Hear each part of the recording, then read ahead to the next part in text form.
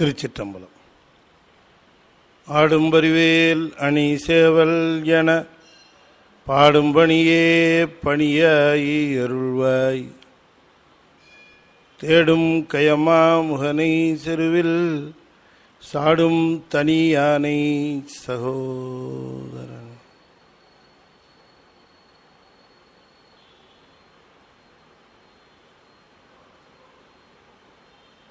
திருச்சிற்றம்பலம். தென்னாடுடைய சிவனே போற்றி, நாட்டவர்க்கும் இறைவா போற்றி, வெற்றிவேல் முருகனுக்கு அரோகரா. திருச்சிற்றம்பலம்.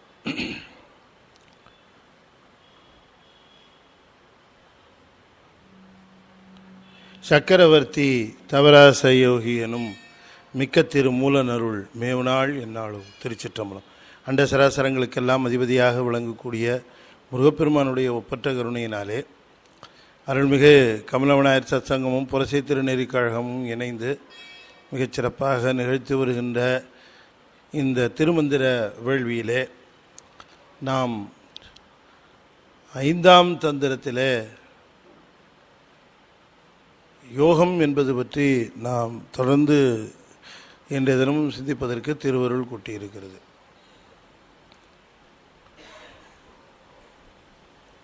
சரியை, கிரியை, யோகம், ஞானம் என்று சொல்லக்கூடிய 4 படிநிலைகள் நம்முடைய சைவ சமயத்திலே இந்த உயிரானது சிவத்தை படிநிலைகளிலே அடைந்து ஆனந்தப்படுவதற்காக வகுத்து தந்த நெறிகளாக கொள்ளப்படுகின்றன.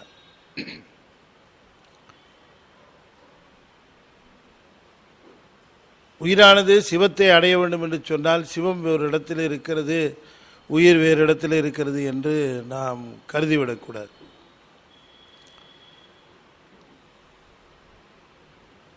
எங்கெல்லாம் ஆன்மா திரிகிறதோ அங்கெல்லாம் சிவம் உடன் இருக்கிறது. என்று நீ அன்று நான் உன் அடிமை அல்லவோ என்று தாய்மானவர் சொல்லுகிறார். மீளா அடிமை உமைக்கே ஆளாய் பிறரை வேண்டாதே, மூளாத்தி போல் உள்ளே கனன்று முகத்தால் மிகவாடி என்று சொல்லுகிற பொழுது சுந்தரமூர்த்தி சுவாமிகள் மீளா அடிமை என்று குறிப்பிடுகின்றார். எந்த காலத்திலும் ஆன்மாவை விட்டு சிவம் விலகுவதில்லை. அப்படி ஒன்றுபட்டு நிற்கிற அந்த நிலையில் ஆன்மா சிவத்தை அடைவது என்பது எப்படி இல்லையா? ஏற்கனவே ஒன்றா இருக்கிறவர்கள் ஒருவரை ஒருவர் அடைகின்றார்கள் என்று சொல்லுவதை எப்படி ஏற்றுக்கொள்வது?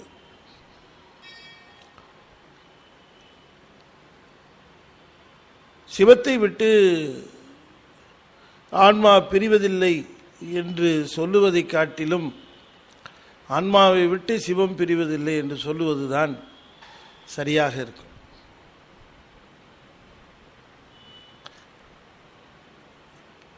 எக்காலத்திலும் தனக்கென ஒரு செயலிலா ஏழை நீ என்று இருந்திட்டு மௌனியாய் வந்து கை ஏற்று நமது என்ற அன்றே தாய்மானவர் சொல்லுகிறார். எக்காலமும் தனக்கென ஒரு செயலிலா ஏழை, அதுதான் அந்த செயல்கள் முழுமையும் சிவத்திற்கு ஒப்படைத்தல் என்றது. செயல்கள் எல்லாம் சிவத்தின் பொருட்டு செய்யப்பெறுகின்றன என்று உணர்தல். ஆன்மா தன்னுடைய வலிமையாக உணர்கின்ற காலம் வரைக்கும் சிவத்தை உணர்வதில்லை. தன்னுடைய வலிமையை அது வலிமையே அல்ல என்று உணர்கிற காலத்திலே தான் தான் ஒரு சக்தியால் செலுத்தப்படுகிறோம் என்பதை அது உணர்கிறது. அது வரைக்கும் அது எல்லாம் தன்னால் நடக்கிறது என்று தான் கருதி கொள்ளும்.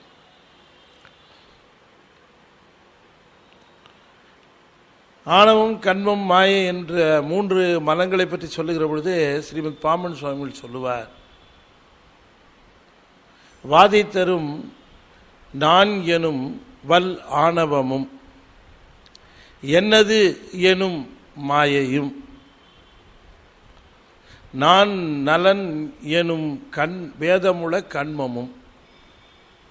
ஆணவம் கண்மம் மாய சுவாமி இப்படி சொல்றாங்க. நான்கிறது ஆணவம், எனதுங்கிறது மாயை, நான் நல்லவன் அப்படின்னு சொல்லிக்கிறது கண்மம் அப்படின்னார். அந்த கண்மம் சொல்லும் பொழுது தான் அது ரொம்ப நயமாக இருக்குது. நான் நல்லவன் சொன்னால் ஊரில் இருக்கிறவன் அத்தனை பேரும் அயோக்கிய அப்படித்தானே அர்த்தம்.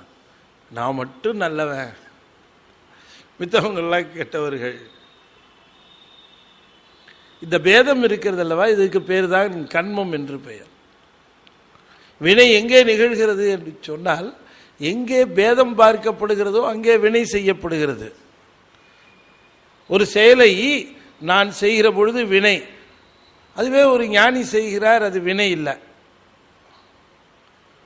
யாதே செய்யினும் யாமலோ நீ என்னில் ஆதே ஏயும் அளவில் பெருமையான் அப்படிங்கிறார்.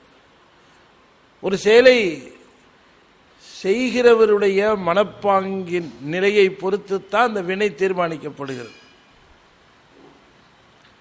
ஒரு செயலை யார் செய்தார்கள் என்பதை கொண்டுதான் அந்த செயல் நல்வினையா தீவினையா என்று தீர்மானிக்கப்படுகிறது. எனவே ஞானிகள் எந்த செயலை செய்தாலும் அவர்கள் எல்லாம் இதை நான் எங்க செஞ்சேன், நீ தானே செஞ்ச அப்படின்னு சொல்றாங்களாம். நான் எங்க செஞ்சேன், நீ தான் செஞ்ச, நான் எங்கப்பா செஞ்சேன், எல்லாம் அவர் தான்ப்பா அப்படின்ட்டு போயிட்டே இருக்கிறாங்க. என்ன சாமி அவங்க அப்படி செஞ்சுவிட்டு உன்னை சொல்றாங்களே அப்படின்னு சாமியை கேட்டால், சாமி ஆமாமா நான் தான் செஞ்சேன் அப்படி தலையாட்டுறாராம் பெருமாள் மனு மாதிரி. அதே ஏயும்னாரு, ஆமா ஆமா நான் தான் செஞ்சேன் என்று சொல்லுகிறார். அடியார்கள் ஞானிகள் அவர்கள் எதையாவது செய்துவிட்டு நான் எங்க செஞ்சேன், எல்லாம் அவன் செஞ்சான் அப்படின்ட்டு போயிரு. நன்றே செய்வாய் பிழை செய்வாய் நானும் இதற்கு நாயகமே அப்படின்னு கேட்கிறாருன்னா, அந்த மனப்பக்குவத்தில் செய்கிற பொழுதுதான். நம்மடி ஏதாவது தப்பு பண்ணிவிட்டு போலீஸ் வந்து கேட்டா, நானே செய்தேன் அவரே செய்தார் அப்படின்னா அவர் தான் உன்னை கூட்டு வர சொல்லியிருக்காருன்னு கூட்டு போயிடுவார்.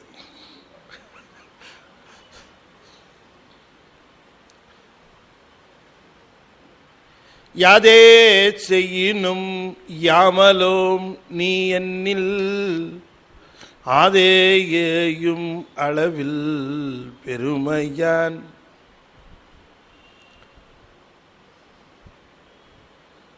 யாதே செய்யினும் யாமலோம் நீ என்னில் அதே ஏயும் அளவில் தம்முடைய செயல்கள் முழுவதையும் சிவத்திடம் ஒப்படைத்தல் என்பது அவ்வளவு சுலபம் அல்ல. அந்த மனப்பாங்கு வருதுங்கிறது அவ்வளவு சுலபம். சரியிலே நின்று கிரியையிலே நின்று பிறகு யோகத்திற்கு வந்த பிறகுதான் ஞானமே உதிக்கிறது. ஒருத்தர் ஞானவாதி, நான் மிகுந்த ஞானஸ்தன் என்று சொல்லிக் கொள்வாரே, ஆனால் நம்ம இதில் ஸ்கேல் வச்சுட்டாங்க. நம்ம எடுத்து ஸ்கேல் எடுத்து அளந்துட்டு இருக்க முடியாது. ஒருவர் தன்னை ஞானி என்று கூறிக்கொள்வாரே, ஆனால் திருமூலர் போன்றவர்கள் எல்லாம் அதுக்கு ஸ்கேல் வச்சிருக்கிறாங்க.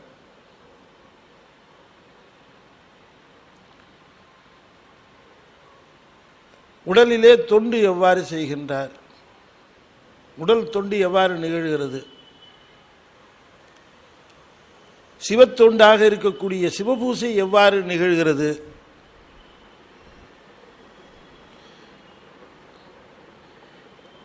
எவ்வளவு நாளி பேசாமல் இருக்கிறார். நம்ம தூங்கும்போது 75 அங்குல காற்று வெளியேறுகிறது. உறங்குகிற பொழுது மனம் அடங்கி இருக்கும். மனம் அடங்கி உறங்குகிற நிலையில நாம ஒரு பர்ஸ்ட்னு சொல்றது, அது ஒரு தடவை வெளியில் தள்ளுற காத்து, அந்த ஒரு பர்ஸ்ட் காத்து ஒரு தடவை வெளியே தள்ளுகிற காற்றினுடைய அளவு 75 அங்குலம். அதுக்கப்புறம் உறக்கத்திலிருந்து விழித்த பிறகு மனம் செயல்பட ஆரம்பிச்சிடும். மனம் செயல்பட ஆரம்பித்த பிறகு இந்த காற்றின் அளவு குறைய ஆரம்பிக்கும். 75லேருந்து 52,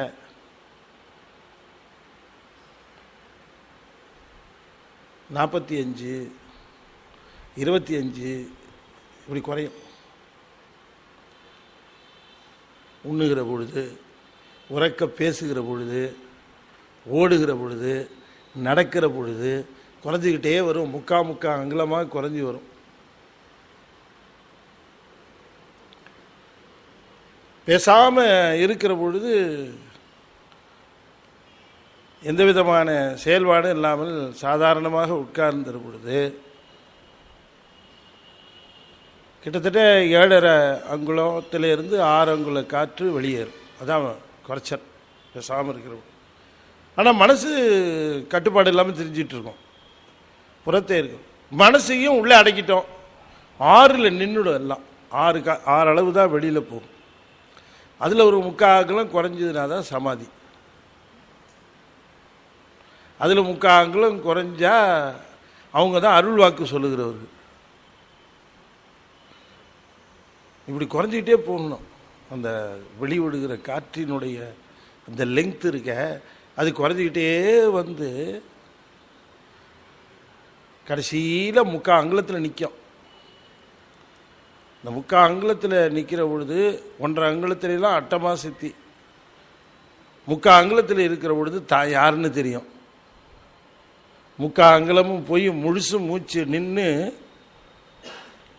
வெறும் மனசு கம்ப்ளீட்டாக ஸ்டாப் ஆகி மூச்சும் இப்போ இருக்காது. அந்த நேரத்தில் தான் பரமுத்தி அல்லது சீவன் முத்தி என்று சொல்லலாம். பரமுத்திங்கிறது உடலை நீத்த பிறகு வருவது. எதுக்கு சொல்ல வரேன்னா, காற்று எந்த அளவுக்கு வெளியே விடப்படுகிற அந்த லெங்க்த்து அதை பொறுத்து தான் இந்த மனசு எங்கே நிற்குதுங்கிறத நாம் தெரிந்து கொள்ளலாம்.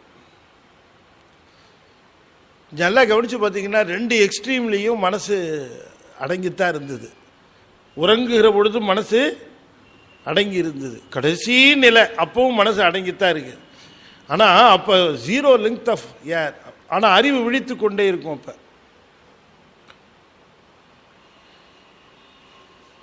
அப்போ நம்முடைய ஆயுள் நஷ்டம் எப்போ என்ன அதிகம்? தூங்கும்போது. 75 அங்குல காற்று வெளியேறுகிறது என்று சொல்லுகிற பொழுது உறக்கத்தின் பொழுதுதான் ஆயுள் நஷ்டம் அதிகரிக்கிறது. அப்போ நம்முடைய ஆயுள் விருத்திக்கு வள்ளல் பெருமான் போன்ற ஞானிகள் எல்லாம் பல்வேறு விஷயங்கள் சொல்லியிருக்கிறாங்க. இப்போ நான் சொல்கிறது நீங்கள் அப்படியே க்ரூடாக எடுத்துக்கிட்டு போய் நாளை காலையிலேருந்து ப்ராக்டிஸ் பண்ண ஆரம்பிச்சிடக்கூடாது. அதுதான் பயமாக இருக்குது. என்ன, நீங்கள் அந்த உறக்க நேரம் குறைய குறைய ஆயுள் காலம் கூடுகிறது. உறக்க நேரம் குறையணும். உறக்க நேரம் குறையணும்னு நான் சொல்கிறப்ப நீங்கள் நல்லா கவனிச்சுக்கணும். உறக்கம் வருகிற சூழ்நிலையில் எனக்கு ராத்திரி ஃபுல்லாக தூக்கமே வரதில்லை சாருங்கிறது வேற. இப்போ அது இல்லை மேட்டரு. உறக்கம் வருகிற பொழுது உறக்கத்தை மடை மாற்றி நிற்றல். உறக்கத்தை ஒருவர் எவ்வளவுக்கு எவ்வளவு குறைக்கின்றாரோ அவருக்கு ஆயுள் விருத்தி அப்படிங்கிறாரு வள்ளற் பெருமான். வள்ளற் பெருமானுடைய வாக்கை நான் சொல்கிறேன். சிவகுமார் சொந்தமாக ஏதோ சொல்லிட்டு இருக்காருன்னு நினச்சிடாதீங்க. அவர் தெளிவாக சொல்லுகிறார், உறக்கம் ஜீவ நஷ்டம்.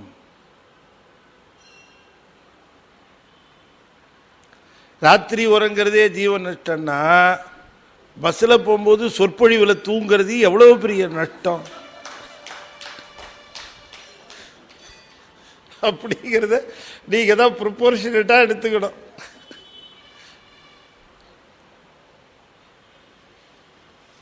யோகம் என்பது என்னன்னா, அறிவை எப்பொழுதும் விழிப்பு நிலையிலே வைத்துக் கொள்ளுவது. இப்போ அறிவை எப்பொழுதும் விழிப்பு நிலையிலே வைத்துக் கொள்வதுன்னா ஆல்வேஸ் பீயிங் அலர்ட். எப்பவும் அலர்ட்டாக இருக்கு. நம்ம முயற்சிட்டு இருக்கோம்னா ஜாக்கிரதையாக இருக்கணும்னு அர்த்தம் இல்லை. சொல்லப்போனால் பெரும்பான்மையாக நாம் ஏமாறுவதெல்லாம் விழித்து கொண்டிருக்கிற பொழுதுதான் இல்லையா? பெருசாக என்ன காவல். நான் சொன்னேன்னு தெரில, ஒரு அமெரிக்கன் டெல்லிக்கு வந்திருந்தானோ, அவன் டெல்லியில் சுற்றி பார்க்கும்பொழுது அவனுக்கு அந்த பஸ்ஸில் போகணுன்னு ஒரு ஆசை. டெல்லி பஸ்ஸில் ஒரு மெட்ரோ பஸ்ஸில் ஒன்று ஏறி இருக்கான். ஏறி போயிருக்கிறான். போகும்போது டிக்கெட் கேட்டிருக்காரு கண்டக்டர். பைக்குள்ளே விட்டு பார்த்தா பர்ஸை காணும். அதுக்குள்ளே அடிச்சுட்டானுங்க. ஐயோ பர்ஸை காணுமே, பிக் பாக்கெட் அடிச்சிட்டாங்க அப்படின்னு உடனே கண்டக்டர் என்ன பண்ணால், சரி ஃபாரினராக இருக்கிறான், ஒரு அமெரிக்கானாக இருக்கிறானே அப்படிங்கிறதுக்காக, சரி நீங்கள் இறக்கிங்க சார், உங்களை பக்கத்தில் இறக்கி விட்றேன்ட்டு பக்கத்தில் இறக்கி விட்டான். அவன் ரொம்ப பொறுப்புள்ள ஒருத்தன் என்ன பண்ணான், அவன் எங்கள் பக்கத்தில் போலீஸ் ஸ்டேஷன் எங்கே இருக்குது, சரி என்னோட ஒரு போலீஸ் ஸ்டேஷன், அந்த ஒரு ஆட்டோக்காரனை பிடிச்சி அந்த ஆட்டோவில் ஏறி நேராக போலீஸ் ஸ்டேஷன் விடுன்னு சொல்லி போலீஸ் ஸ்டேஷன் போயிட்டு ஒரு கம்ப்ளைண்ட் கொடுத்துருக்கேன். சார் இந்த மாதிரி நான் பர்ஸ் எடுத்துகிட்டு பஸ்ஸில் வந்தேன், பிக் பாக்கெட் அடிச்சிட்டாங்க. அவர் உங்கள் பேர் சொல்லுங்கள், தங்கி இருக்கிற ரூமை சொல்லுங்கள், எல்லாத்தையும் விவரம்லாம் வாங்கிட்டார். நாங்கள் தக்க நடவடிக்கை எடுக்கிறோம் சார், நீங்கள் கிளம்பி போங்க. எப்படி போவீங்கன்னாரு. நான் ஆட்டோ கொண்டுருக்கிறேன், ஆட்டோவை பிடிச்சி நான் ரூமுக்கு போய்ட்டு அங்கே பே பண்ணிக்கிறேன் அப்படின்ட்டு அதே ஆட்டோவில் ஏறி ரூமுக்கு போய்ட்டேன். அவனை ஆட்டோக்காரனை ரூமை திறந்து அவரை டிஸ்போஸ் பண்ணிவிட்டு, அந்த ரூம்கார அந்த லாட்ஜுக்காரரையே டிஸ்போஸ் பண்ணி அனுப்பிச்சிருங்க ஆட்டோவேன்னு சொல்லி அவன் அனுப்பிச்சிட்டான். ரூமுக்கு வந்தான். என்ன இப்படி இருக்கிறதுங்களே, பணத்தை தொலைச்சி விட்டோமே அப்படின்னு ரொம்ப விரக்தியாக இந்த பெட்டு மேலே உட்காந்துட்டு இப்படி தலைவணியை தூக்கி போட்டு படுக்கலாம். அப்படி தலைவணி தூக்குறான். கீழே பர்ஸ் இருக்குது. அப்போ பர்ஸையே கொண்டு போகல இவன். அவன் கொண்டு போனதான் அவனாக நினச்சிக்கிட்டான். அடாடாடாடா, பர்ஸை நம்ம எடுத்துகிட்டே போகல, பிக் பாக்கெட் அடிச்சிட்டாங்கன்னு தப்பாக சொல்லிட்டோமே. சரி, தப்பாக ஒரே கம்ப்ளைண்ட் கொடுத்துவிட்டோம். என்ன பண்ணுறதுன்னு தெரில. அதுக்குள்ளே முக்கியமான வேலை. அந்த சைடில் அந்த வேலையெல்லாம் முடிச்சுட்டு திரும்ப ஆட்டோ பிடிச்சிட்டு நேராக அதே போலீஸ் ஸ்டேஷன் அடையாளம் சொல்லி போப்பான்னா. அங்கே போனால் அதே இன்ஸ்பெக்டர் இருந்தார். என்ன சார் அப்படின்னு, நான் காலையில் வந்து ஒரு கம்ப்ளைண்ட் கொடுத்தேன் தெரியுமா? ஆமாம், நான் ரூமுக்கு போகிற தலைவாணி எடுத்தேன், கீழே பர்ஸு இருக்குங்க அப்படின்னா. இன்ஸ்பெக்டர் சொன்னார், ஏன் இவ்வளோ அவசரப்பட்டீங்க, உங்கள் பர்ஸு சம்பந்தமாக 7 பேரை பிடிச்சிருக்கிறோம், 3 பேர் எடுத்துக்கிட்டேன்னு ஒத்துக்கிட்டு இருக்கிறான்னாரு. நம்ம ஊர் பத்திரிகையில் போடல, டைம்ஸில் போட்டிருக்கான். அடிச்சே ஒத்துக்க வச்சிருவானுங்கன்ட்டு சொல்லி. அப்புறம் கணம் கோட்டார் அவர்களை அங்கே கொண்டு நிறுத்துறவுடனே, என்ன நீ தான் எடுத்தியா பறிச்ச? சாமி அடிக்கிற அடி தாங்க முடியல சாமி அப்படின்றோம். அங்கே போய் புரட்டுறோம்.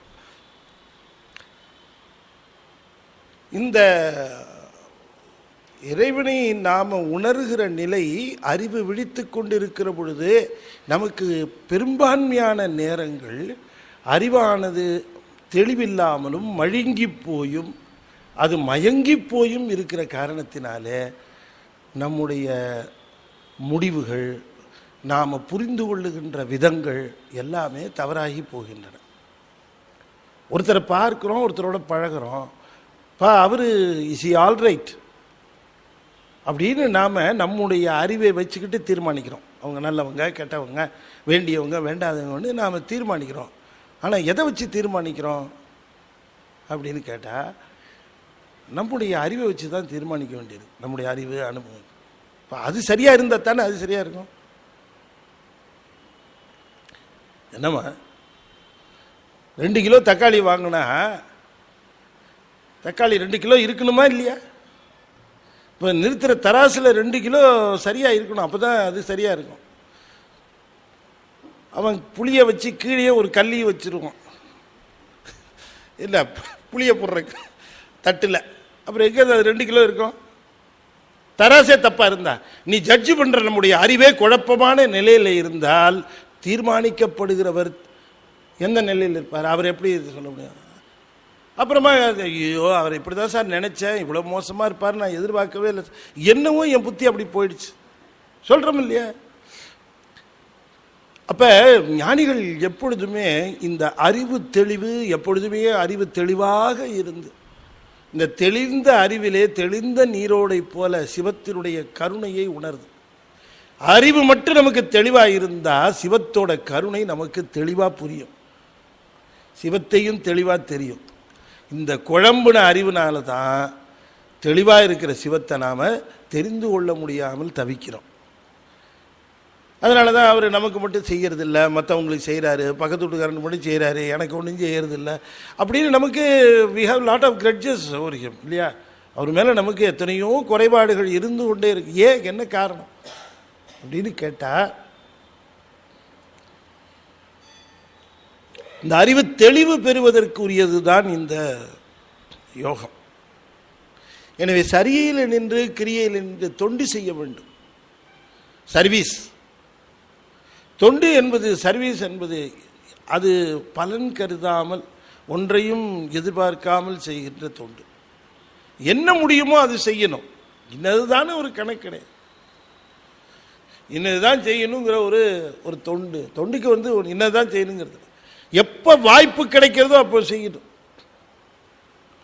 இல்லையா? எப்போ வாய்ப்பு கிடைக்குதோ அதை you have to steal the opportunity and you have to seize the opportunity. எங்கேயோ இன்டர்வியூ போகிறதுக்கு கோயம்புத்தூருக்கு எங்கேயோ அண்ணா யூனிவர்சிட்டி வாசலில் நின்று ஒரு தாயும் பொண்ணுமா நின்று தவிக்கிற பொழுது வாக்கிங் போகிறவங்க டக்குன்னு எப்படி ஹெல்ப் பண்ணிட்டாங்க பாருங்க. அப்படி அத்தனை பேருடைய கூட்டு முயற்சியினாலே அந்த பொண்ணு அங்கே போய் நின்று கவுன்சிலிங் அட்டன் பண்ணி சீட்டையும் வாங்கிருச்சு. எப்படி நிகழ்ந்தது? முன்பின் தெரியுமா அவருக்கு? யாருக்கும் தெரியாது. சர்வீஸ் மைண்ட் இருந்தால் தான் அடுத்தவங்களுக்கு ஹெல்ப் பண்ணும்போது இதனால் நமக்கு என்ன நன்மை. யாராவது பேசுனா கூட நம்ம என்ன நினைக்கிறோம், என்ன பிரயோஜனம் இவரோட பேசிக்கிட்டே இருக்கிறோம். சரி, நம்மளே யதார்த்தமாக பேசினாலும் வீட்டம்மா 2 தடவை கணிச்சிட்டு போயிடும். அது சொன்ன போய் பார்த்தீங்களா அதை அப்படின்ட்டு வர நினைவுபடுத்திட்டே போவாங்க. அப்புறம் அந்த ஆள் கிளம்பிடுவான். என்ன உங்கள் கூட்டம்மா எதாவது சொல்கிறாங்க, நான் வரேங்க சார், அப்புறம் வரேன். நான் அவர் கிளம்பிடுவார். அப்புறம் போனதுக்கப்புறம் அந்த அம்மா பிடிச்சிக்கும். அந்த ஆள்கிட்ட என்ன பேச்சு, 5 பைசா லாபம் உண்டா உங்களுக்கு? தொண பேசிகிட்டு இருக்கான், நீங்களும் இன்னும் பேசிகிட்டு இருக்கீங்க, உங்களுக்கு அறிவே வராது அப்படின்னு இந்த அம்மா 2 ஏசு. இப்போ உலக நடைமுறை பிரகாரம் என்ன அப்படின்னு கேட்டால், பழகுதல், காரியங்கள் செய்தல் எல்லாமே நோக்கத்தோடும் பொருள் லாபம் கருதியும் செய்யப்படுவன அப்படின்னு தானே அமைஞ்சு போச்சு. அப்படி இல்லாமல் அந்த உள்ளே இருக்கிற அந்த சிவம் மகிழுமா. இந்த ஆன்மா, இந்த உடம்பு நம்ம கொடுத்தோம், இந்த உடம்பை இந்த உயிருக்கு, இது பாரு எப்படி போய் சர்வீஸ் பண்ணுது பாரு, எப்படி உதவி செய்து பாரு அப்படின்னு நினச்சி அது சந்தோஷப்படுவார். நம்ம சர்வீஸ் பண்ணுங்கிற பொழுது கூட ரொம்ப க்ரியேட்டிவாக இருக்கணும். சர்வீஸ் பண்ணுறோன்னு வச்சுட்டு நாம் வாட்டுக்கு உபதிரவமாக போயிடக்கூடாது. என்ன சர்வீஸ் பண்ணுறதுங்கிற கூட ஒரு க்ரியேட்டிவாக எங்கு தேவைப்படுகிறது என்று உணர்ந்து ஆயத்தமாக இருத்தல். எல்லா நேரத்திலும் தொண்டு புரிவதற்கு ஆயத்தமாக இருத்தல், அது இந்த தொண்டை செய்தல். இந்த சரியை கிரியையில் நின்ற பிறகு யோகத்திற்கு வருகிற பொழுது சுவாமி ரொம்ப ஒரு அற்புதமாக சொல்லுகிறார். நாம் சரியையும் கிரியையும் படிகளே தவிர அது நாம் சென்று சேருகின்ற இடம் அல்ல. அது நம்மளை திருப்திப்படுத்தி நம்மளை பக்குவப்படுத்தி நாம் செல்ல வேண்டிய அந்த நிலையை சரியாக செலுத்துகின்ற படிநிலைகள். அதனால தான் சொன்னார் சாமி சொல்லுகிற பொழுது, எத்தனையோ நீ படிக்கலாம், எழுத்தும் பாடலும் எண்ணன் கலைகளும் பழித்தலை பாவ பிறப்பை நீக்க எழுத்தும் பாடலும் எண்ணன் கலையும் பழித்தலை பாசப்பிறவியை நீக்க அழித்தலை சோமன் அங்கி அருக்கன் வழித்தலை வகையில் நின்றுணர்ந்தேனே வழித்தலை செய்யும் வகை உணர்ந்தேனே சோமன் அங்கி அருக்கன் வழித்தலை செய்யும் வகை உணர்ந்தேனே சோமன் அங்கி அருக்கன் வழித்தலை செய்யும் அழித்தல் வகையை உணர்ந்தேனே. பிறப்பை நீக்குவதற்குரிய உபாயங்களாக சரியையை கிரியையை கொள்ள முடியாது. அவை அழைத்து செல்லுகின்ற படிநிலைகள். அதனாலதான் சொன்னார், எழுத்தும் பாடலும் எண்ணன் கலைகளும் நிரம்ப ஒரு நூலறிவு என்று சொல்லக்கூடிய நூலறிவு இருக்கிறதே, அது ஒரு வரைக்கும் தான், ஒரு லெவல் வரைக்கும். படிப்பது, நாமே ஓதுவது, ஓத கேட்பது, ஓதும் இடத்திலே இருப்பது, இவையெல்லாம் நமக்கு ஒரு பயிற்சியாக இருக்கும். ஆனால் உண்டதை அசை போடுவது போல இதனை பயிற்சிக்கு கொண்டு வருவதற்காக அசை போடணும். அத சுவாமி ரொம்ப தெளிவாக சொல்லுகிறார். நம்முடைய அறிவு தெளிவாக இருக்க வேண்டும் என்று சொன்னால் அறிவை தெளிவில்லாமல் செய்வதிலே குறியாக இருக்கும் கருவிகரணங்கள். நம்முடைய கரணங்கள் கருவிகள் இருக்கின்றனவே, அவற்றினுடைய லகான் யார் கையில் இருக்கு அப்படின்னு சொன்னால் மனதோட கையில் தான் இருக்கு. கண் பார்க்கிறது என்று சொன்னால் மனம் கண் வழியாக பார்க்கிறது. எனவே மனம் என்று சொல்லக்கூடிய கருவியினுடைய தகுதி யோகத்திலே நிச்சயிக்கப்படுகிறது. நான் முதலே சொன்ன பாருங்க, மனம் அடங்கி இருக்கு, இதில் மனம் முழுவதும் நீங்கி போய்விடுகிறது. சினமிறக்க கற்றாலும் சித்தியலாம் பெற்றாலும் மனமிறக்க கல்லார்க்கு வாயேன் பராபரமே என்று தாய்மானவர் கேட்கிறார். இந்த மனம் என்று சொல்லக்கூடிய ஒன்று எப்படி அடங்குகிறது? சரி, இப்போ இந்த வெளியே போகிற காற்றினுடைய அளவை கொஞ்சம் கொஞ்சமாக குறைக்கணும்னு அப்போ கொஞ்சம் உங்களுக்கு முன்னாடி சொன்னேன். இது ஸ்ரீமத் பாமன் சுவாமிகள் தெளிவாக சொல்லியிருக்கிறாங்க. அடியே இன்னைக்கு காலையில் அதை பற்றி கூட பேசினேன். அதில் ரொம்ப தெளிவாக சொல்லி இருக்கிறார்கள். இதை நாம இந்த முயற்சி செய்து இந்த காற்றை, வெளியே விடுகின்ற காற்றை நாம டெலிபரேட்டாக அதை குறைச்சிக்கிட்டே நாம் நிறுத்துறதுக்கு அவ்வளோ சுலபம்னு எண்ணி விடக்கூடாது. காற்று இயல்பாக வெளியே போகிறது. நாம் செய்கின்ற செயல்களுக்கு தக்கவாறு காற்று வெளியே போகிறது. வெளியே செல்லுகிற காற்று ஆயுள் நஷ்டம்.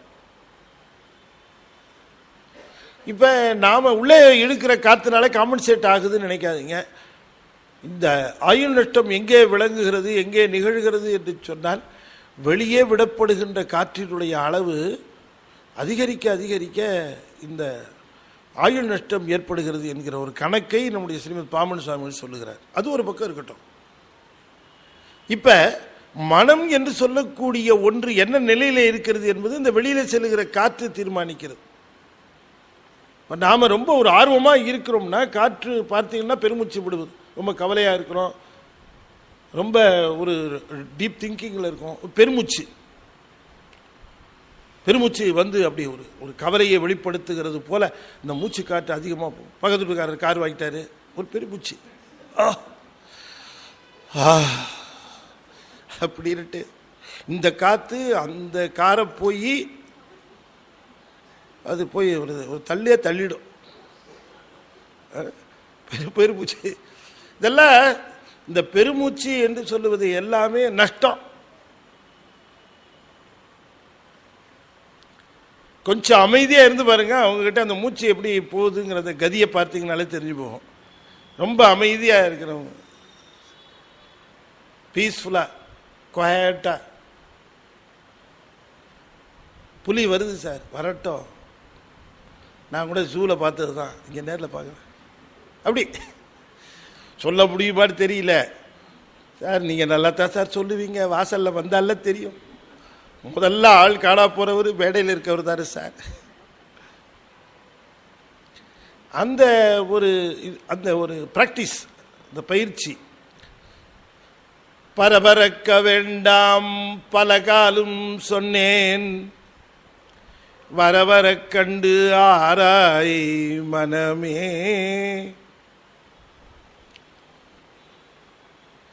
பரபரக்க வேண்டாம் பலகாலும் சொன்னேன் வர வர கண்டு ஆராய் மனமே. மனமே, நான் உனக்கு பலகாலும் சொல்லி இருக்கிறேன், எதற்கு பரபரக்கிறாய்? நீ எவ்வளவுக்கு எவ்வளவு வேகமாக ஃபங்க்ஷன் பண்ணுறியோ அவ்வளோக்கு அவ்வளவு காற்று நஷ்டம், ஆயுள் நஷ்டம். அதனாலே நான் உன்னை பரபரக்க வேண்டாம்னு பலகாலம் சொன்னேன். ஒருவருக்கும் தீங்கு நினையாதே. யாருக்கும் தீங்கு நினைக்காத.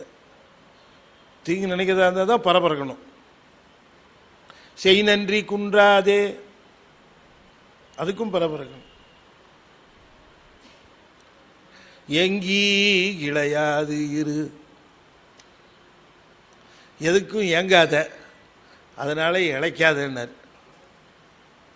எதுக்கு எப்போ பார்த்தாலும் எதுக்கு ஏக்கம்? எப்போ கேட்டாலும் என்ன சார் எப்படி இருக்கீங்க? என்னத்த இருந்து என்ன ஒன்றும் சரியில்லை சார். இல்லை சார் இப்படி சொல்றீங்க, இப்போ தான் ப்ரொமோஷன்லாம் வந்து என்னத்தை ப்ரொமோஷன் கொடுத்து என்ன போங்க நீங்கள் எல்லாம் என்ன, எதுக்கும் ஒரு திருப்தியே கிடையாது. எல்லாத்துக்கும் எப்போ பார்த்தாலும் ஏக்கம். என்ன ப்ரொமோஷனுங்கிறீங்க? எப்போவோ கொடுத்துருக்கணும் தெரியுமா எனக்கு? ஓஹோ, அது வேறையா? இல்லை எப்போவோ கொடுத்துருந்தா மட்டும் என்ன சொல்ல போகிறாரு? இதே தான் எப்போவுமே திருப்தி கிடையாத. அதுக்கு சொல்லார் சாமி, ஏங்கி இளையாது இரு, செய் நன்றி குன்றாதே, ஒருவருக்கும் தீங்கு நினைக்காது. இதாங்க ரூல், 3 ரூலு. மனமே பரபரக்க வேண்டாம், பலகாலம் சொன்னேன், வர வர கண்டு ஆராய் மனமேன்னாரு. என்ன வருதுன்னு பார்த்து நீ கொஞ்சம் ஆராய்ச்சி பண்ணி பாரு. எல்லாம் நீ நினைச்சா வருது, எல்லாம் தானா வருது. நீ தபாலா போட்ட, அது வந்து சேருது பாரு. வர வர கண்டு ஆராய் மனமே, ஒருவருக்கும் தீங்கு நினைக்காது. அதுதான் முதல்ல தேவை. செய் நன்றி குன்றாது. செய் நன்றினா ஒருத்தர் நமக்கு செய்த நன்றியை மறைக்காதுன்னு அர்த்தம் இல்லை. செய் நன்றி அது ஒன்று முக்கியம்தான். செய் நன்றிங்கிறது இறைவன் உனக்கு செய்திருக்கிற நன்றியை மறக்காதே, அதுதான் செய் நன்றி குன்றாது. எத்தனை உதவி செஞ்சிருக்கிறான் உனக்கு, அவன் என்ன செஞ்சானே கேட்டுக்கிட்டு இருக்கிறிய. எவ்வளவோ செய்திருக்கிறான், என்னைக்காவது நன்றி சொல்லியிருக்கிறியா? என்னைக்காவது கோயில் போன இருக்கும்போது ஒரு தடவை, சாமி இன்னைக்கு நான் வந்து உன்கிட்ட வந்திருக்கிறதுக்கு காரணம் உனக்கு நன்றி சொல்லலான்னு வந்திருக்கிறேன், ஐ ஹவ் டு தேங்க்யூ. எவ்வளோ செஞ்சுருக்க தெரியுமா எனக்கு? கேட்காமே நிறைய கொடுத்துருக்குறேன், உனக்கு ரொம்ப நன்றி சொல்லணும் தான் நான் வந்தேன். அப்போ நான் வரட்டுமா அப்படின்னு கிளம்பி போயிடணும். சாமிக்கு ஒரு மாதிரி ஆகிடும். என்ன வந்தான் அவன் பாட்டுக்கு நன்றின்னா போயிட்டான். எப்போ நீளமாக ஒரு பட்டியலோடு வருவான். என்ன பட்டியல் மிஸ்ஸிங்கு, ஆள் தேடிடுவான் போல இருக்கு அப்படின்னுட்டு நம்மளை அப்படி பார்ப்பார். செய் நன்றி குன்றாதே, எங்கி இளையாது இரு. சாமி சொல்லுகிறார், எழுத்தொடு பாடலும் என்னன் கலையும். எத்தனை கலைகள் நீ கற்றுக்கொண்டிருந்தாலும், 64 கலைகளிலே வல்லவனாக இருந்தாலும் என்னன் கலையும். படித்தலை பாவ பிறவியை நீக்காதே. பிறப்பை நீக்காது பாது. பழித்தலை பாவ பிறவி என்று சொன்னால் பழியிலே நிற்கக்கூடிய அந்த பாவ பிறவி. திரும்ப திரும்ப பிறப்புகள் வந்து கொண்டே இருக்கின்றன, பழியின் காரணமாக வருகின்றன. இந்த பழியின் காரணமாக வருகின்ற பிறப்பை நீக்க வேண்டும் என்று நீ கருத வேண்டும். பிறப்புகளை நீக்குவதற்குரிய வழி எது என்று பார்க்கிற பொழுது, வெறும் பாடல்களை பாடிக்கொண்டிருப்பதனாலும், 64 கலைகளிலே ஒன்றாக இருக்கக்கூடிய நான் இசையிலே பெரியவன், நான் கவிதையிலே பெரியவன், நான் புலமையிலே பெரியவன் என்று சொல்லிக்கொள்வதனாலே நீ இந்த பிறவியிலிருந்து தப்பிக்க முடியுமா? பிறப்பை நீக்குவதற்குரிய உபாயம் எது என்று சிந்திப்பாயாக. அது என்னன்னாரு அது சொல்லுகிறார். சோமன் அங்கி அருக்கன். சோமன்னா சந்திரன், அங்கின்னா நெருப்பு, அருக்கன்னா சூரியன். 3 நாடிகள் நம்ம உடம்புல ரொம்ப முக்கியமாக இருக்கு. இந்த சூரிய கலை, சந்திர கலை, அக்னி, இப்போ நம்ம உள்ள போகிற காற்று வலது நாசி வழியாக போய் வந்ததுன்னு சொன்னால் அது பிங்களா நாடி வழியாக போச்சுன்னு அர்த்தம். பிங்களா நாடி அந்த பக்கம் தான் டெர்மினேட் ஆகிருக்கு. இடது நாடி வழியாக, இடது நாசி துவாரம் வழியாக காற்று போய் வருகிறது என்று சொன்னால் இப்போ சந்திரகலையாக இருக்குன்னு அர்த்தம். சாமி சொல்லுகிறார், சுழுமுனா நாடி வழியாக காற்றை செலுத்துவது என்று சொல்லக்கூடிய இந்த உடம்பை பக்குவப்படுத்துவதற்கும் உடம்பை உள்ளபடி பயன்படுத்துவதற்கும் அறிந்து கொள்க, தெரிந்து கொள்க, பயிற்சி செய்க. நாம் இந்த உடம்பை இந்த உலகப் பொருள்களோடு சம்பந்தப்படுத்தி உலகப் பொருள்களோடு போகம் நிகழ்த்தி நாம் இந்த உடம்பை பயன்படுத்தி கொண்டு இருக்கிறோம். சாமி என்ன சொல்லுகிறார்கள், இந்த உலகப் பொருள்களோடு பயன்படுத்துகின்ற சம்பந்தத்தை சற்று நிறுத்துக, உள்ளே மறித்து பார்க்க. அதுக்கு பேர் பை மறித்து பார்த்தல். தனாலி வெளியில் பார்த்துட்டு இருந்தல்ல, இப்போ உள்ள பார். உள்ள எப்படி பார்க்கறது? என்ன சார் உள்ள பாருங்கிறீங்க, எப்படி பார்க்கறது என்று சொன்னால், இந்த வெளியிலே சென்று கொண்டிருக்கக்கூடிய இந்த கவனங்களை கண்ணின் வழியாகவும் காதின் வழியாகவும் நாசியின் வழியாகவும் சென்று கொண்டிருக்கிற இவற்றையெல்லாம் தடுத்து நிறுத்துக. இதெல்லாத்தையும் தடுத்து அப்படி நிறுத்தணும்னு வச்சுங்க, உள்ள இருக்கிற சத்தம் கேட்கும், ஒலி கேட்கும். இப்போ உள்ள இருக்கிற சத்தம் ஏன் கேட்கறது இல்லை? வெளியில சத்தம் ஜாஸ்தியா இருக்கு. இப்போ திடீர்னு இந்த அம்மா இருங்க, சத்தம் பண்ண இருங்க, பேசாது. வீட்டில் டிவி சத்தம் கம்மியாக, என்ன பக்கத்துல ஏதோ சண்டை நடக்குது.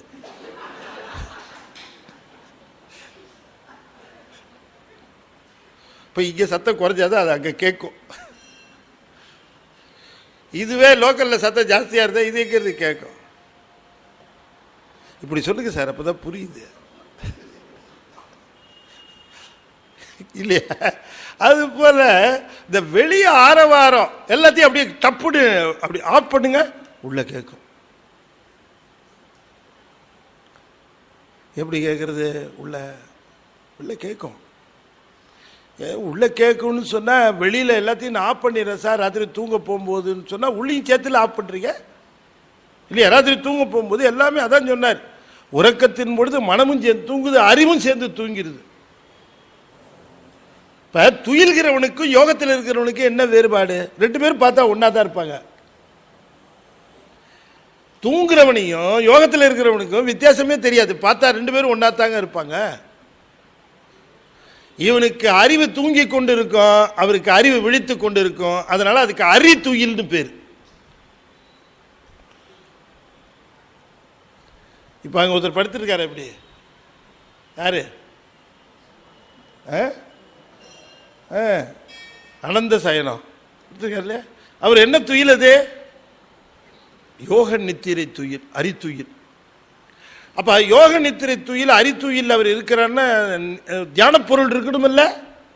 அந்த தியான பொருள் தான் நம்முடைய சிவபெருமானாக இருக்கக்கூடிய திருவாரூர் பெருமாள் தியான பொருள். அந்த அரித்துயில் என்பது தூங்கி கண்டார் சிவலோகம் தம்முள்ளே, தூங்கி கண்டார் சிவபோகம். ஏன் இவங்க தூங்குறவங்க இவரோட கம்பேர் பண்றாங்க? தூங்குறவர்களுக்கு புற உலக அனுபவம் கிடையாது, அதுபோல யோகில் இருக்கிறவர்களுக்கும் புற உலக அனுபவம் கிடையாது. ஆனால் உலகிலே தூங்குகிறவர்களுக்கு அக அனுபவமும் கிடையாது, ஆனால் யோகத்தில் இருக்கிறவர்களுக்கு அக அனுபவம் உண்டு. இப்போ பை சான்ஸா உயிர் உடம்புல எங்க இருக்குன்னு கேட்டா என்ன சொல்லுவோம்?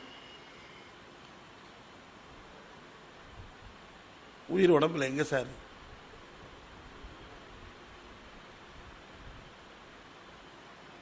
இருக்கு, ஒத்துக்கிறீங்கல்ல? இல்ல அதுல ஏதாவது பேசிக்கா டவுட் கிட்ட ஏதாவது இருக்கு?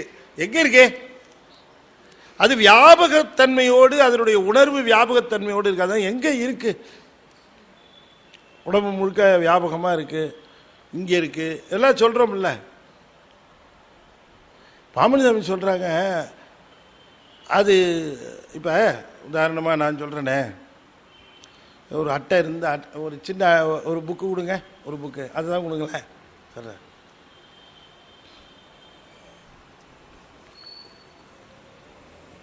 இப்போ இந்த புத்தகத்தினுடைய வெயிட்டு, எடை, இது முழுமையாக பரவிதானே இருக்கு. புத்தகத்தினுடைய இடம் முழுக்க பரவிதானே இருக்கு, புத்தகத்து முழுக்க பரவி இருக்கு. ஆனால் இந்த புத்தகத்தை நான் ஒரு புள்ளியில் படித்தா நிறுத்தினா மட்டும் இது அப்படியே நிற்கும். ஏன் அப்படின்னு கேட்டால், இந்த புத்தகத்தினுடைய மொத்த வெயிட்டும் ஒரு புள்ளியிலே குவிந்திருப்பது போல அதை கருத முடியும். அந்த ஒரு புள்ளியில் நிறுத்தினால் இது மொத்த வெயிட்டையும் அங்கே தாங்க முடியும். பூமி பல இடங்களிலும் இதை ஈர்த்து கொண்டிருந்தாலும் ஒரு புள்ளியிலே பிடிப்பதினாலே மொத்த இந்த கணத்தையும் குறியீடாக செய்வது போல உடம்பு முழுவதும் உயிரானது பரவி இருந்தாலும் ஒரு புள்ளியிலே அந்த உயிர் குவிந்திருப்பதாக எடுத்துக்கொள்ள முடியும். அந்த இடம் எது என்று கேட்டால், யாருப்பா அந்த புத்தகத்தை கொடுத்தான்னு கேட்குறேன்னு வச்சுங்க ஒருத்தர், அவர் என்ன சொல்லுவார்? மாணிக்கவாசகம் சொல்கிறல்ல சொல்லுவார, இந்த புத்தகத்தை யாருங்க கொடுத்தது? சரி, இப்போ நீங்கள் கொடுத்துட்டீங்கன்னு வச்சுருக்கோம். உதாரணத்துக்கு நீங்கள் என்ன சொல்லுவீங்க? பாருங்க பாருங்க என்ன சொன்னார் தெரியுமா? என்ன சொன்னார்? நான் தான் கொடுத்தேன். எங்கே கையை காட்டினார்? இந்த இடத்த கையை காட்டி சொன்னார், நான் தான். அப்ப நான் எங்க இருக்கு? இந்த இடத்துல இருக்கு. இருதய கமலத்திலே உயிரானது தங்கி இருக்கிறது குவிந்து என்று சொன்னார். அறிந்தும் அறியாமலும் நான் அப்படிங்கிறது எங்க குறிக்கிறோம்? இந்த இடத்துல. ஸோ இங்கே தான் அது குவிஞ்சிருக்கு. இப்போ நாம் ப்ராக்டிக்கலாக ஒரு பாடியை ஓப்பன் பண்ணி அங்கே வந்து ஹார்ட் இருக்குது, அந்த ஹார்ட்டுக்குள்ளே இருக்குன்னு நாம் அது ரொம்ப க்ரூடாக எடுத்துக்கக்கூடாது. இப்போ நம்ம இந்த உடம்பு இருக்கு இல்லையா, இந்த உடம்பு அன்னமய கோஷம், இந்த உடம்புக்கு உள்ளே இருக்கக்கூடியது பிராணமய கோஷம், அதுக்குள்ளே இருக்கிறது மனமய கோஷம். எல்லாம் உங்களுக்கு விளக்கி சொல்லியிருக்கேன். காரண தேகங்கள். ஒரு உடம்பு இல்லை நமக்கு, நல்ல தெளிவாகவே தெரியுது. ஒரு உடம்புல இருக்கக்கூடிய கருவிகளை தவிர வேறு சில சமாச்சாரங்கள்லாம் நமக்கு எங்கே இருக்குன்னு சரியா லொகேட் பண்ண முடியல. உதாரணத்துக்கு சொல்கிறேன், இப்போ மனம் எங்கே இருக்குது? மனம்ங்கிறது எங்கே இருக்குங்கிறது நமக்கு அவ்வளவு தெளிவாக தெரியல. டாக்டர் கேட்டால் மனம்னு இந்த பிரெயினை தான் சொல்லுவார் இல்லைங்களாம்மா, அப்படி தானே? சரி, அப்போ நம்ம ஆனால் சைவ சித்தாந்தத்தில் மனம் இருக்குது, புத்தி இருக்குது, சித்தம் இருக்குது, அகங்காரம் இருக்குன்னு நம்ம 4 படிநிலையை சொல்கிறோம். அதுக்கும் மேலே உள்ளே போய் வித்யா தத்துவத்தில் நம்ம சொல்கிறோம். இச்சை எங்கே தோன்றுகிறது? அராகம் எங்கே தோன்றுகிறது? அதான் இச்சை. கலை எங்கே தோன்றுகிறது? வித்தை எங்கே இருக்கிறது? ஒருவன் தான் அனுபவிக்க வேண்டிய வினை பயன்கள் முழுமையும் அவனுக்கு மிகச்சரியாக ஊட்டப்படுமாறு அவனிடம் தரப்படுகின்றன. அவன் எடுத்துக்கிறான். ஆன்மா தன்னுடைய வினைப்பயனே தானே முகந்து கொள்ளும்.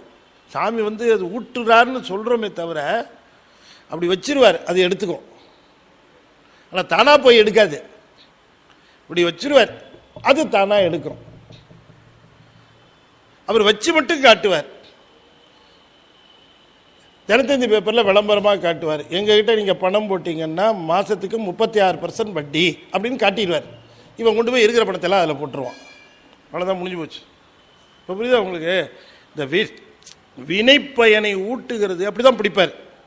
இப்படி போய் மாட்டோம். அது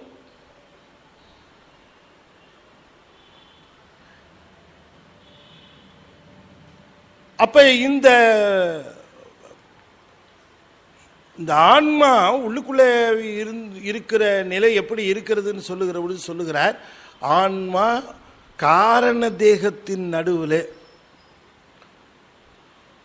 அந்த பிரம்மபுரம் என்று சொல்லக்கூடிய அந்த ஊரில் நடுவே தாமரை மலர் போல ஒரு வீடு, அந்த வீட்டிற்கு நடுவே ஒரு ஒளி விளக்கு, அதுதான் தகர ஆகாசம் அப்படிங்கிறார். இதுதான் பிரம்மபுரம். இந்த இதுக்கு பேர் பிரம்மபுரம்னு பேர். இந்த பிரம்மபுரத்துக்கு உள்ளே இருக்கிறது தான் அந்த தகர ஆகாசம். ஒரு கோயில் ஒன்று இருக்குது உள்ளுக்குள்ள, அதுக்கு பேர் தகராலயம்னு பேர். தகரம்னா என்ன அர்த்தம்னா நுட்பம்னு அர்த்தம். ரொம்ப நுட்பமான கோயில் உள்ளே இருக்கு, காரண தேகத்தில் இருக்கு. அது எடுத்தீங்கன்னு சொன்னால் இங்கேருந்து பார்க்குற பொழுது அது நம்முடைய ஹார்ட் ஃபங்க்ஷன் பண்ணுற இடத்துக்கு கரெக்டாக அந்த இடத்துல இருக்குது. ஃபிக்ஷியஸ் இல்லை, அது ரியலாகவே இருக்குது. பட் இந்த மாதிரி நேக்கட் ஐஸு ஓப்பன் ஐஸ்லாம் பார்க்க முடியாது. தூலம் தன்னை விட தூலமாக இருப்பதைத்தான் பார்க்க முடியுமே தவிர தன்னை விட சூக்குமமாக இருக்கிறத பார்க்க முடியாது.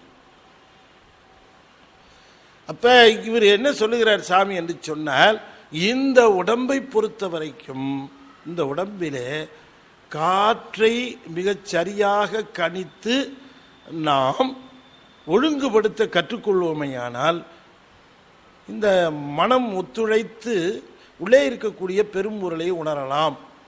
எனவே நமக்கு பேருபகாரம் செய்து கொண்டிருக்கக்கூடிய அந்த பொருளை உணர்ந்து கொண்டால் அதுக்கப்புறம் இங்கே வர வேண்டிய வேலை இல்லை.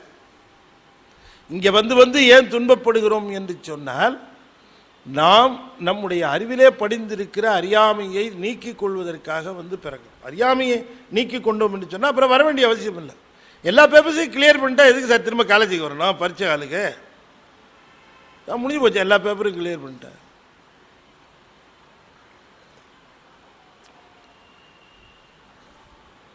என்கிட்ட சில சமயம் சில ப்ரொஃபஸர் சொல்லுவாங்க, சார் இவனை இந்த தடவை நான் பாஸ் பண்ணவே விட மாட்டேன் சார், ஃபெயில் பண்ணிவிடுவேன் சார்,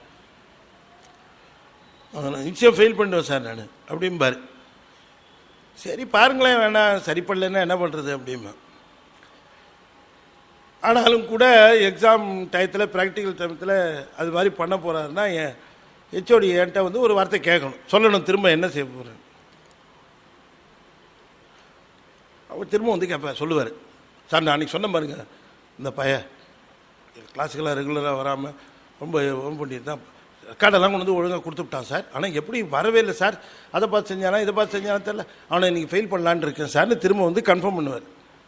நான் சொல்லுவேன், ஃபெயில் பண்ணுங்க வேண்டான்னு சொல்ல, ஆனால் திரும்பவும் அடுத்த செமஸ்டரு உங்ககிட்டயே தான் வருவான்.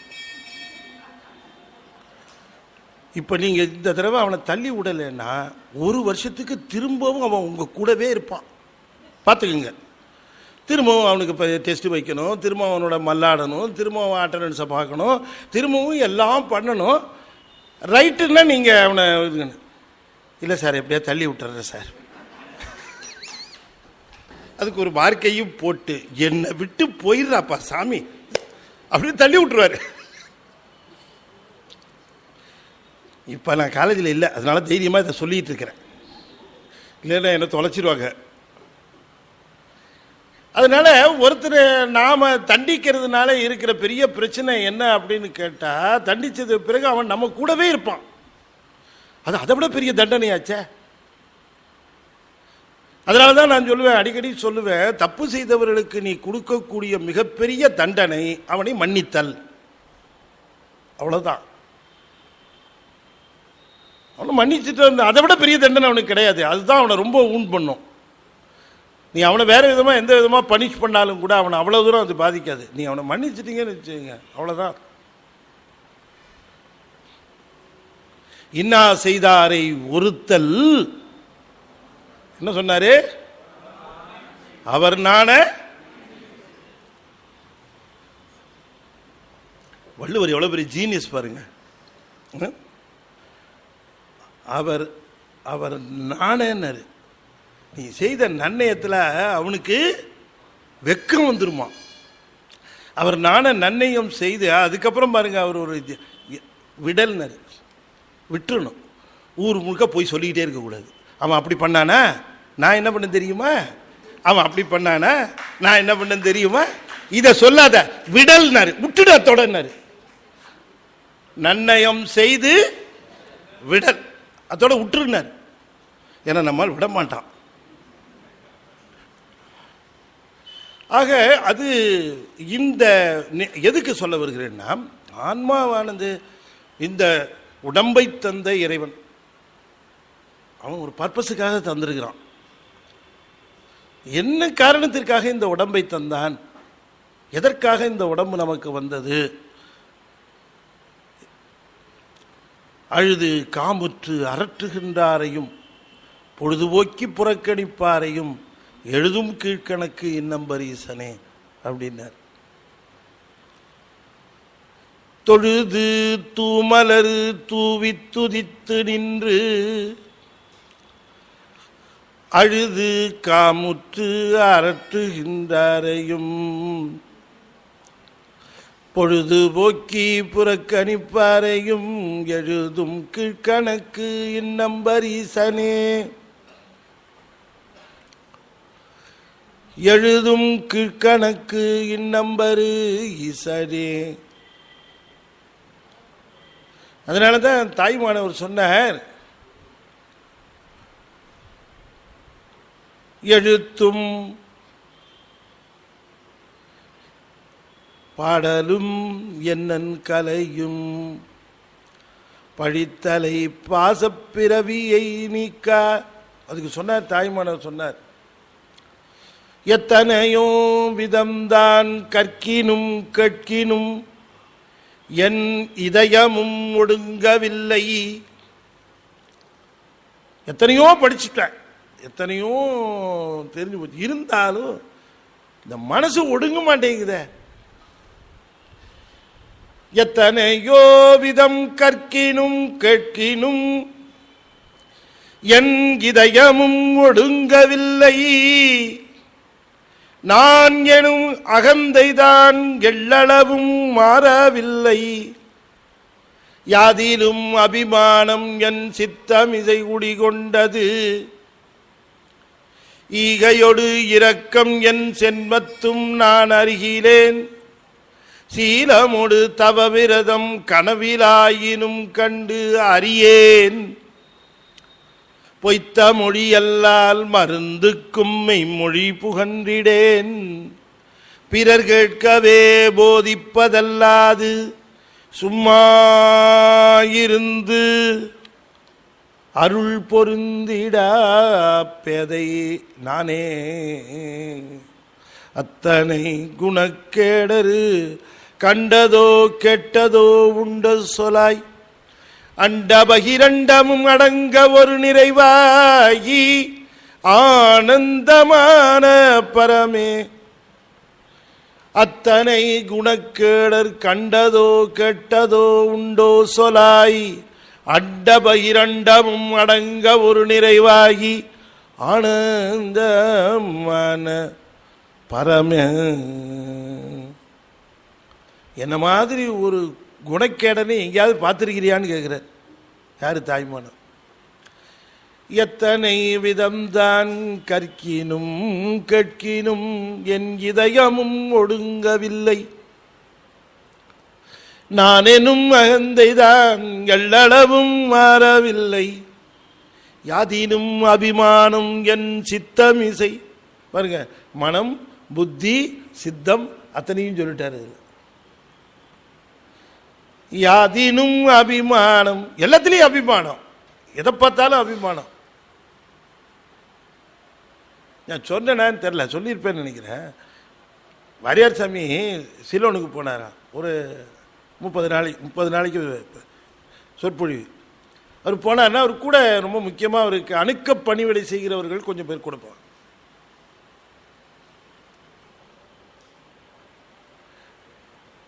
அதில் ஒருத்தர் ரொம்ப நெருக்கமாக இருக்கிறவர் கூட போனார்.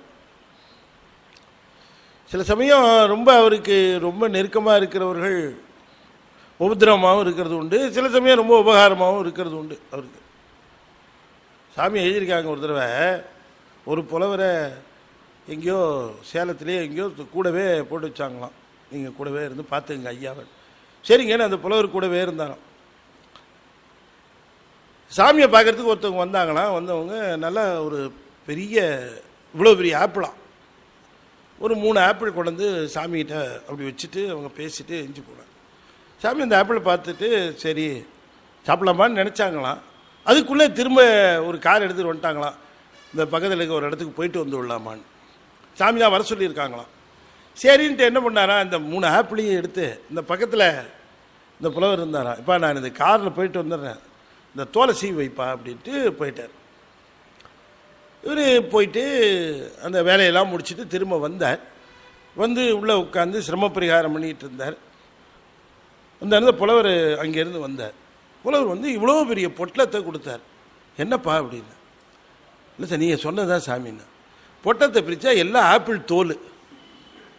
என்னப்பா அது? நீங்கள் தான் ஆப்பிளை தோல் சீவி வைக்க சொன்னீங்க. ஆப்பிளை தோலை சீவி வைக்க சொன்னீங்க. ஆப்பிள் எங்கப்பா? அதை நான் சாப்பிட்டேனே. இப்படி புலவர்கள் சாமி தோல் சீவி வைனா இப்படியா? தோலை சீவிட்டு ஆப்பிளை வைனா சரி ரைட்டு சாமி எழுதியிருக்காங்க. இப்போ அதுபோல் ஒருத்தர் இன்னும் சில பேர் ரொம்ப சூட்டிக்காக இருப்பாங்க, ரொம்ப கவனிப்பாக இருக்கிறவர்களும் உண்டு. சிலோடுக்கு போகிற பொழுது இவருக்கு கூடவே ரொம்ப பணிவிடை செஞ்ச ஒருத்தர் அவர் கூடவே இருந்திருக்காரு. எல்லாம் ஊர் முடிஞ்சு எல்லாம் கப்பலில் கிளம்புறாங்க. இப்போ எல்லாம் கப்பல் தான். கப்பலில் கிளம்புகிற பொழுது சாமிக்கு அவர் வீட்டில் அவர் பராமரித்தவர், அவரையும் அவர் குழுவினரையும், மிருதங்கம், ஃபிடில்காரரு, இந்த மாதிரி இருக்கிறவங்க எல்லாரையும் பராமரித்தவங்க. அவங்க எல்லாருக்கும் அன்பளிப்பு கொடுக்குறாங்க.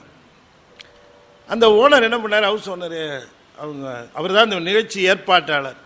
அவர் என்ன பண்ணார், நல்ல விலை உயர்ந்த பேனா ஒன்று ஆளுக்கு ஒன்று ஒன்றா கொடுத்துட்டு வந்தார். இப்போ வாரியார் சாமிக்கும் இந்த பேனா கொண்டு வந்து கொடுத்தாரு. சாமி யார் எது கொடுத்தாலும் வேண்டான்னு சொல்கிறது இல்லை. ஐயா அந்தாங்க புஸ்தகம், நீ எதுக்கும் உங்கள்கிட்ட புஸ்தகத்தை பிடிக்கிட்டேன்.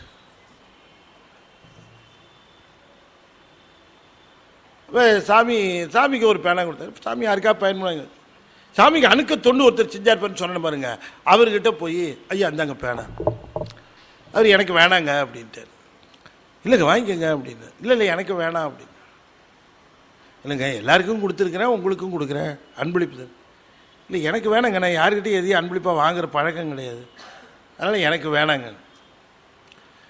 இவருக்கு எல்லாத்துக்கும் கொடுத்தா இவர் வாங்க மாட்டேங்கிறாருன்னு அவருக்கு இவர் விட மாட்டேங்கிறாரு அவரை. இல்லைங்க நீங்கள் வாங்கிக்கங்கன்னு வாரியார் எப்படி பார்த்துக்கிட்டே இருக்கிறாராம் ஓரக்கண்ணால் என்ன நடக்குதுன்னு தான்.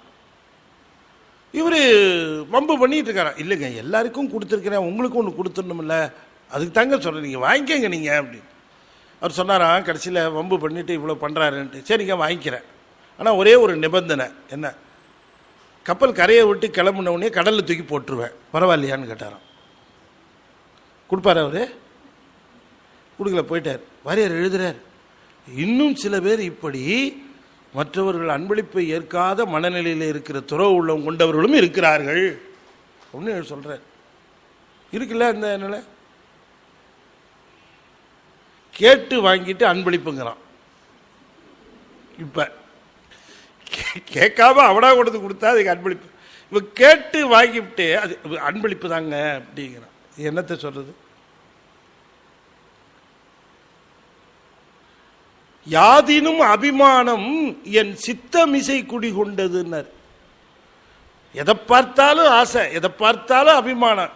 ஐயோ இது நல்லா இருக்கேன், நம்மகிட்ட இருந்தால் நல்லா இருக்குமே, இது நமக்கு இருந்தால் நல்லா இருக்குமே அப்படின்னு எல்லாத்தையும் பார்த்தாலும் எனக்கு அபிமானமாக இருக்குங்கிறாரு சாமி. இப்போ இந்த மனம் எப்படி பண்படுகிறது என்று சொல்லுகிற பொழுது சாமி சொல்கிறார், நீ காற்றை பண்படுத்தி மனதை பண்படுத்தலாம் என்று நினைக்காது. அது வலுவிக்க காற்றை நிறுத்துறது, காற்றை உள்ளே அடக்கிறது, கும்பிக்கிறது, பூரிக்கிறது, ரேசகம் பண்ணுறது என்றெல்லாம் நீயாக செய்து வலுவிக்க செய்கின்ற யோகம் பலிக்காது, அது உண்மையான பலனையும் தராது. இப்போ என்ன செய்யணும்? மனதை சிவத்தின்பால் நிறுத்த பழகுக. அப்போ பாடல்கள், சொற்கள் இதெல்லாம் தேவை. ஆனால் இவை மட்டுமே போதும் என்று கருதாமல் மனத்தை அவற்றிலே நிறுத்தி பழக்கி பழக்கி பழக்கி பயிற்சியிலே கொண்டு வருகிற பொழுது காற்று தானாக பிடிபடுகிறது, யோகம் தானாக கூடி வருகிறது. அந்த யோகத்தின் விளைவாகத்தான் பிறப்பு அருகிறது என்று மிக அற்புதமாக இந்த பாடலிலே சொல்லுகிறார். நாம் பாடுகிற பொழுதோ கலைகளை செய்கின்ற பொழுதோ எதுவாக இருந்தாலும் சரி அத்தனையும் அவனுக்கே அர்ப்பணிக்கிறது. அவனுக்கு தான், அவனோடது தான், அவர் தான் நமக்கு கொடுத்திருக்கிறார் என்கிற அந்த நினைப்போடைய அன்பை பெருக்குக, திருவடியில் அன்பை பெருக்குக. எவ்வளவுக்கு எவ்வளவு அன்பு பெருக்க முடியுமோ அவ்வளவுக்கு எவ்வளவு பெருக்குங்களேன். சொன்னார்ல நம்ம முனிவாசகர் சொன்னார், உற்றாரை யான் வேண்டேன் ஊர் வேண்டேன் பேர் வேண்டேன், உற்றாரை யான் வேண்டேன் ஊர் வேண்டேன், கற்றாரை யான் வேண்டேன் கற்பனவும் இனி அமையும் குற்றாலத் தமர்ந்துரையும் கூத்தாவும் குறை கழற்கே கற்றாவின் மனம் போல கசிந்து உருக வேண்டுவனே. கண்ணப்ப நாயனாரு வேகமா காட்டில் விலங்கை வேட்டையாடுகிறார். சிவகோசரியார் சொல்றாரு, ஒரு பாவி வந்து கோயில் அப்படி பாழ்படுத்துறானே சாமி, கண்டுக்காம இருக்கிறியேன்னு கேட்கிறார். அப்ப என்ன பண்ணிருக்கணும் சாமி, நேர தின்னனாருடைய கனவுல போய், தின்னா என்ன இது, ஒரு நாள் வேணா பொறுத்துக்கலாம், நீ பாட்டுக்கு தினம் வாயில கொண்டு வந்து தண்ணியை துப்புற, தினம் கொண்டு வந்து மாம்சத்தை வைக்கிற, தினம் கொண்டு வந்து பூ உன் தலையில வச்சுட்டு வந்துட்டு அப்புறமா எனக்கு வைக்கிற, என்ன இது மாதிரி பண்ணிட்டு இருக்க, பூஜை என்ன எப்படி செய்யணும் நான் உனக்கு சொல்றேன் கேளு. இங்க மறைஞ்சு நின்றுக்க, சிவகோசரியார்னு ஒருத்தர் வருவார், பூஜை பண்ணுவார், பார்த்துக்கிட்டே இரு, அதே மாதிரி ஃபாலோ பண்ணு, அப்படித்தானே சொல்லியிருக்கணும். சொன்னாரா நம்ம ஆள் எவ்வளோ பெரிய கில்லாடி. சிவகோசரியார்ட்ட சொன்னாரு, அவனுடைய வடிவலாம் நம் பக்கல் அன்பு என்னும், அவனுடைய அறிவலாம் நமை அறியும் அறிவு என்னும், அவனுடைய செயலலாம் நமக்கு இனியவாம் என்னும், அவனுடைய நிலை இவ்வாறு இனி என்றார். நீ அவனையெல்லாம் டச்சே பண்ண முடியாதுன்ட்டார். உங்க அன்பு மயம், அவனுடைய வடிவலாம் நம்பக்கல், அவனுக்கு ஒண்ணுமே தெரியாது. இப்ப குடுமித்தேவர் தான் அவனுக்கு தெரியும். அதனாலதான் உனக்கு வேணா நீ வந்து மறைஞ்சு நின்று பாரு அவன் பக்தின்னு சொல்லிட்டு அவரை மறைஞ்சு நிக்க சொன்னார். யாரு? சிவகோசரியார். மறைஞ்சு நிக்க சொல்லிட்டு கண்ணுல குருதி வழியும்படியாக செய்தார். ஏன் மறைஞ்சு நிக்க சொன்னார்? குருதி வழிகிறத பார்த்துட்டு தின்னனாருக்கு வரும் பாருங்க கோபம். அப்ப திரும்பி பார்த்தப்ப தப்பி தவறி சிவகோசரியாரை பார்த்தாருன்னு வச்சுக்கோங்க, ஒருவேளை இந்த ஆள் தான் காரணம்னு போட்டு தள்ளாலும் திருடுவார். நீ அதனால எதுக்கு ஜாகிரதையா பின்னால இருட்டார். அவன் அன்பு கண்ணு முன்னு தெரியாத அன்பு இல்லையா? அப்ப இந்த அன்பின் பெருக்கம் உங்களுக்கு எவ்வளவு ஃபாஸ்டா அன்பு பெருகுதோ அவ்வளவு ஃபாஸ்டா நீங்க யோகத்தில் இருக்கீங்கன்னு அர்த்தம். யோகங்கிறது வேற ஒன்றும் இல்லை, அன்பின் மிக அதீத பெருக்கம். சரியையில் ரொம்ப ஸ்லோவா பெருகும், கிரியையில் அடுத்த ஃபேஸ் அடுத்த ஸ்பீடுக்கு வரும். யோகத்தில் ட்ரமண்டஸ் ஸ்பீடு அந்த அன்பின் பெருக்கம். அதனால என்ன ஆகும், புற தொடர்பு தானா அறுபடும். எப்பொழுதும் எப்பொழுது பார்த்தாலும் சிவத்தை பற்றிய சிந்தனை, சிவத்தை பற்றிய நினைப்பு, சிவனை பற்றிய அன்பு. அதைத்தான் சொன்னார். இப்படி நிற்கிற பொழுதுதான் பிறப்பு ஒழியுமே தவிர பாடல்களை பாடி என்னென் கலைகளையும் பயிற்றுவித்த மட்டுமல்ல, அதிலே அன்பை பெருக்குக, அதில் அன்பை பெருக்கிக் கொள்க, அன்பை பெருக்குவதுதான் யோகம் என்று சொன்னார் என்று சொல்லி இந்த அளவிலே நிறைவு செய்து 5 எழுத்தை 5 முறை ஓதுவேன். அன்பர்கள் தொடர்ந்து ஓத வேண்டும் என்று அடியேன் திருவடி பணிந்து வேண்டிக் கொள்கின்றேன். ஓம் நமச்சிவாய, ஓம் நமச்சிவாய, ஓம் நமச்சிவாய, ஓம் நமச்சிவாய, ஓம் நமச்சிவாய. திருச்சிற்றம்பலம்.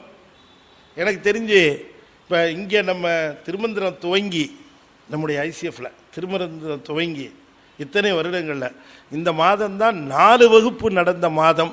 இத்தனை வருடங்களில் ஒரே மாதத்தில் 4 வகுப்பு எப்பவுமே நடந்ததில்லை. மேக்சிமம் 3 நடந்திருக்கு. அதுவும் 4 வகுப்பு ஃபர்ஸ்ட் ஹாஃப்லேயே முடிஞ்சிருச்சுன்னு ரமேஷ் ஏகப்பட்ட குஷியில் சொல்லிட்டு இருக்கார்.